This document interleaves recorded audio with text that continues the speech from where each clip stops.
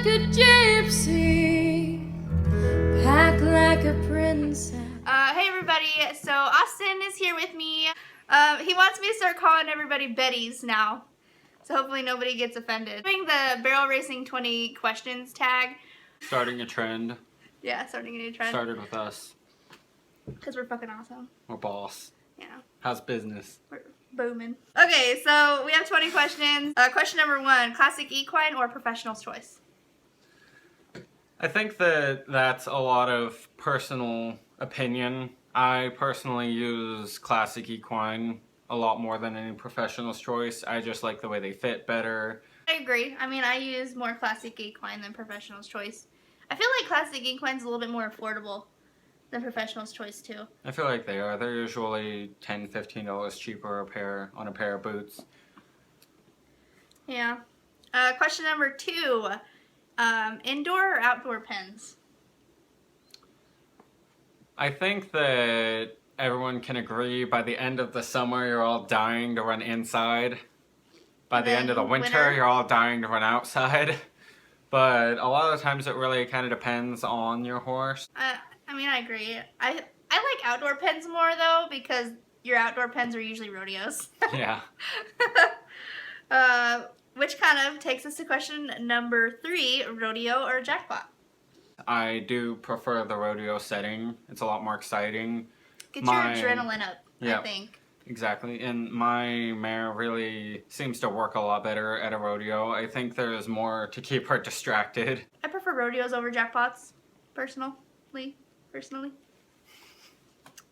Number 4, push style or free runner?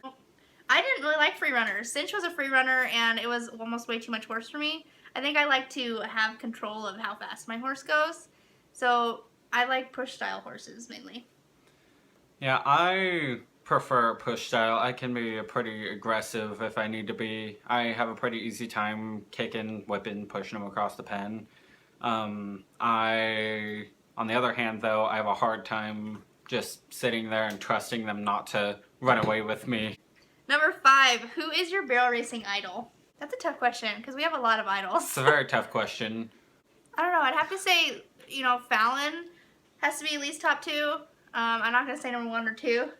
But, I mean, she taught me a lot. And, I mean, I've always kind of looked up to her. I don't know, but I think I really like Lisa Lockhart, too. I was going to say my top 2 are probably Lisa Lockhart and Charmaine James.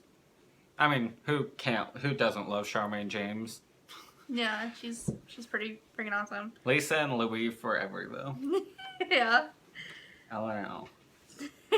Number 6, buckle or money? It kind of depends for me on the setting. Depends on how much money there is. Yeah. If there's more than a couple $100, definitely money. You'd be stupid to throw that away for a buckle. But it's nice to have buckles. Yeah. Well, like Austin, he showed before, so he's gotten a lot of buckles. I have like 1 buckle, and that's from when I queened. But I have yet to win an actual barrel racing buckle, so I think I'd pick a buckle over money right now. Yeah. It might change in the future, so I don't know. Yeah. Number 7, alleyway or walk-in? Definitely an alleyway. My mare tends to get a little anxious in the gate, and if I can just get her a good long start into first, then she tends to have her mind more correct for when we get to the barrel. She's thinking rather than just wanting to run all the way past it. She has time to process in her mind.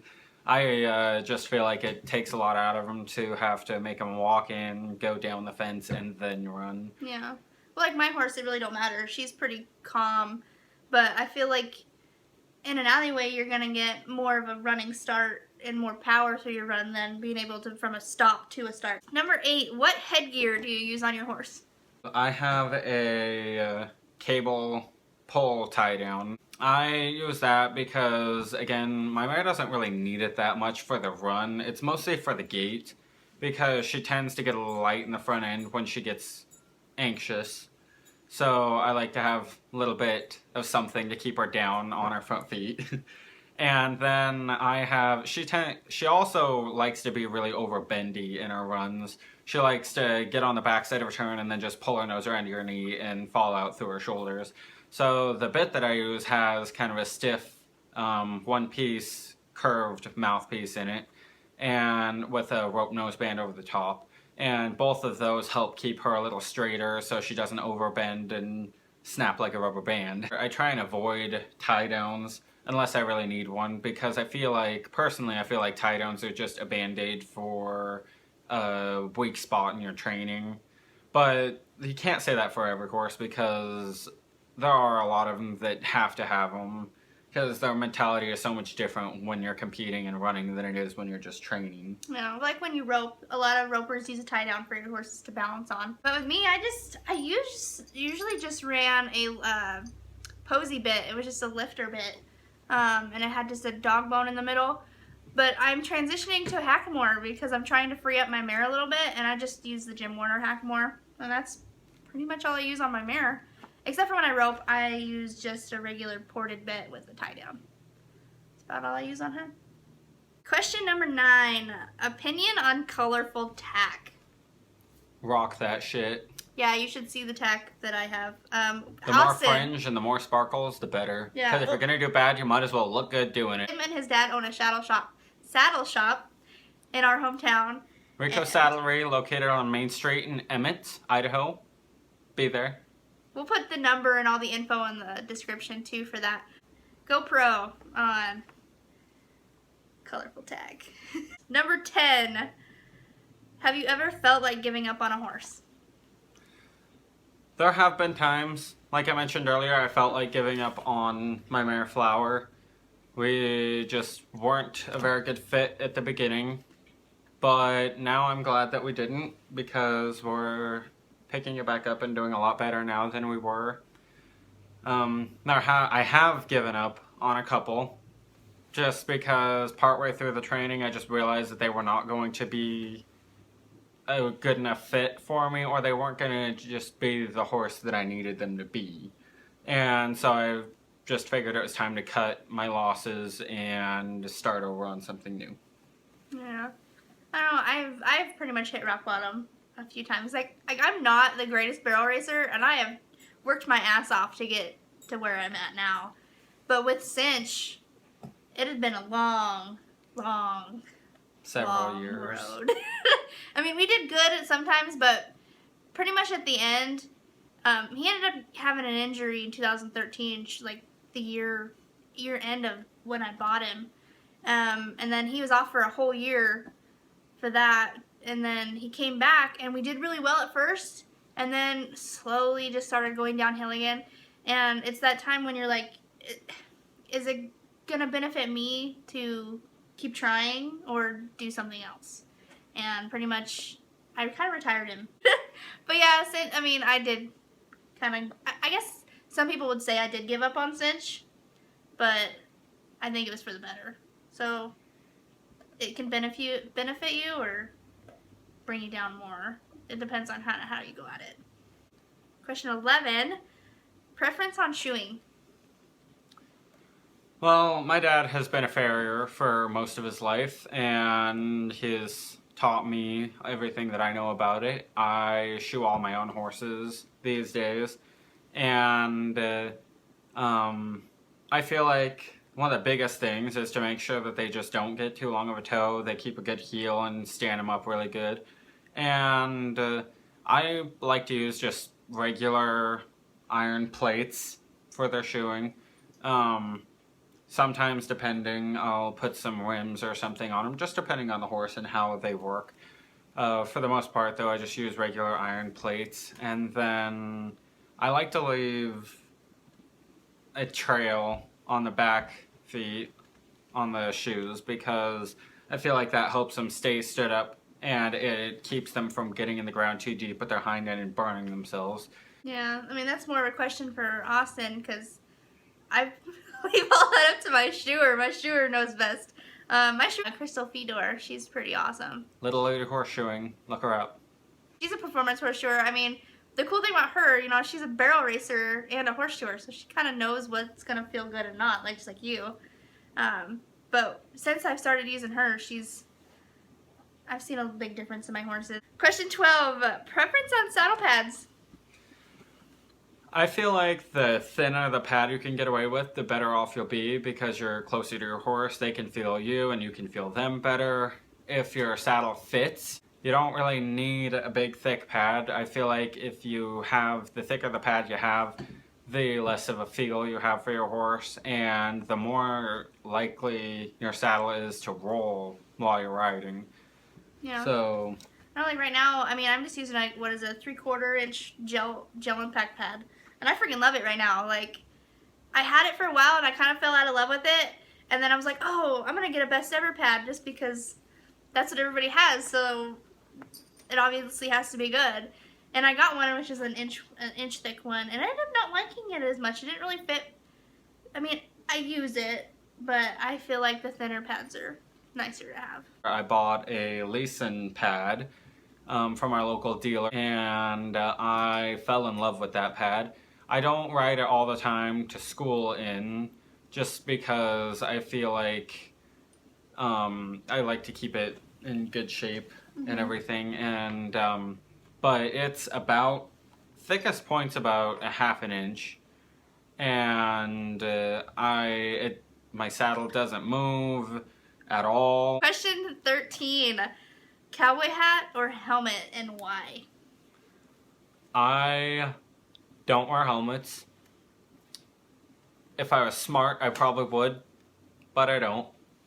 I have wore helmets a lot in the past because I used to show jumpers and that was just required. But I just don't feel comfortable and I have nothing against anyone that does. Like I said, if I was smart, I probably would wear a helmet. But I just prefer a hat better. Yeah, I don't know. I prefer cowboy hats. They look better. You can... They're more traditional. Yeah. We pretty much sign a release once we jump on a horse anyway. So, I mean, if you think you really need a helmet, wear one. But, I don't know, I guess we're at the point where if we fall off, that's our own damn fault. And, oh, they should have been wearing a helmet. Well, if we didn't, oh well. Don't feel sorry for us if we get hurt, you know. It happened. But pro to everybody that wants to wear a helmet, because good for you. Or be like Helen Taylor. Safety first. 14, metal barrels or plastic barrels? Plastic. Plastic. Plastic. That shit hurts when you hit them. They say, though, you're not a barrel racer until you have scars on your legs or something like that. They're not fun to get, though. No. But, you know, even if you're going fast enough, plastic barrels hurt, too. They do, but they don't break your wounds. shins. Yeah. I mean, if you're going to wear shin guards, wear them underneath your pants, because... get balance, bang it, dang it, socks. Yeah. We're all Number Betties 15, here. opinion on horses off the track. I have had several, whether it was from the jumper or the barrel horses. And it kind of depends on the horse, how their mentality is. I have had fairly good luck with them. The colt that I bought off the track that is out of my mare's sister, he doesn't really have as much of the track mentality as some of them that I've had. Anyway, and he does tend to get kind of hot, but then again, that's his breeding. He's got a lot of hot running blood in him. But the biggest thing I found with him is you really just gotta spend a lot of time softening and getting them to bend and flex and come around to you and listen to your seat and your body. If you just spend the time to get them broke again after they come off the track, then they usually turn out to be really nice horses. All of mine have. But like, I've never owned an off the track horse, but I had rode one. I started running her and she was off the track and she had a kind of a good record, really. But she was the hardest horse to freaking ride. She was not a free runner by any means. She was the most rady horse I have ever seen. Yeah, you literally about had to ride with one hand and whip with the other the whole entire run, or else you were gonna hit all three barrels. Yeah, she was if you were gonna want a push style horse, she was push style. You had to ride the crap out of her to get her around a barrel. And for being a racehorse, you would think that they'd be a lot more running than as pushy. And that's kind of unusual. And for the most part, if I just sit down and he can feel my seat and he can feel me ask him to rate, he'll rate pretty good by himself. so I don't have to pull on him very much. Yeah. But with her, if you barely shifted your weight, she was putting her ass in the ground. Number 16, mares or geldings? That one's tough. I like them both. My whole life I've gotten along with mares better. Don't know what it is. Maybe it's because we're both bitches. But well, they say, you know, mares are a lot more grittier. Like, they have more try. But my mare right now, she's the laziest freaking thing I have ever been on. Like, if she's a drama queen, like Austin. But I don't know, I think I really like my geldings. I don't know, it's really a toss-up because they're both, I don't know, I like them both. My colt that I have now is the first gelding I've ever had that I really connected with. I feel like I really enjoy just riding him. I like my mares because they just, once they know their job, they've got it, and you don't have to sit there and remind them and reassure them all the time. All my geldings, no matter how finished they ever got, you always had to treat them like they were a colt because they were just so, like, they couldn't take care of themselves. Number 17. What's that? What? Rubber bands or nah? Not. I don't rubber band my feet into my stirrups. I did when I first started, but that was because everyone around me did, and so I just kind of went with it. But the reason I quit was just because I never remembered to have any rubber bands with me. I just never had them, so I never did it. And then I just kind of found out that I don't really lose my stirrups. Knock on wood. Knock on something. I don't have a problem with losing my stirrups. I don't know if it has something to do with my longer legs or what, but I've never really had that much of an issue with it. So I just don't really find it necessary. I do rubber band my feet just because if I lose them, I mess up a run just because I lost my stirrup. Like, I cannot ride without stirrups. It's just never been a thing for me. I'm just rather do it than fuck up and not win a check. Well, and the only reason that I ever used to wear them is because my trainer that I bought my mare from told me if I ever messed up a run because I lost my stirrups because I was too lazy to band my feet in, she would shove her foot right up my ass. Number 18, registered or grade. I don't know. Papers don't make the horse, but breeding does. I don't know. It's such... There have been a lot of horses that are grade that have been really amazing horses. But it's just so much more of a gamble trying to find a nice horse that doesn't have papers, especially if you don't directly know their parents and that their parents were good horses. I just prefer registered horses, especially where I'm in the market. I buy and ride and then sell a lot of horses, and people don't want to buy grade horses as much. They don't want to take the chance that they're not going to be exactly what they want. Yeah. If you just want a trail horse, though, you don't really need papers or anything. No. But if you're really wanting a barrel race to make money, you might want to look into what their breeding is and having. On a side note, just because it has a uterus does not mean it needs a baby. So don't go breeding all your grade mares. Yeah, or even registered mares for that fact, if they're not. Stop doing backyard breeding, people. Yeah. I mean... Unless they're proven, they don't need a baby. Number 19, do you get nervous before you run? It depends. At a jackpot, I forget how to run barrels. At a rodeo, I'm nice as lemon pie. But I don't know. Nice as lemon pie. What? Well, lemon pie. Is that like a southern thing? No, we're not southern, so we wouldn't know. Is it a southern thing, people? Tell us. Tell us in the comments. But yeah, jackpots, I get nervous as shit. Like, I seriously forget how to run barrels at a jackpot. I wouldn't say I get really nervous most of the time. I get a little anxious, a little tense sometimes. I guess I've just been to way more jackpots than I have rodeos, and I have more experience in that kind of setting. And rodeos, like, even though I said I like the attention and everyone watching me, it's a lot of pressure. Last question, number 20. Polos or boots? I use both. I like to boot up the front legs, use the sport boots and the bell boots. But for the majority of the time, I'll just polo wrap the back legs. I feel like it gives them more support. On the back end, you don't really have to worry about them stepping on themselves or reaching over and hitting their legs together as much, so you don't need as much impact protection as you do on the front legs. But I still like to give them something to support their tendons and everything. I usually just mainly use boots.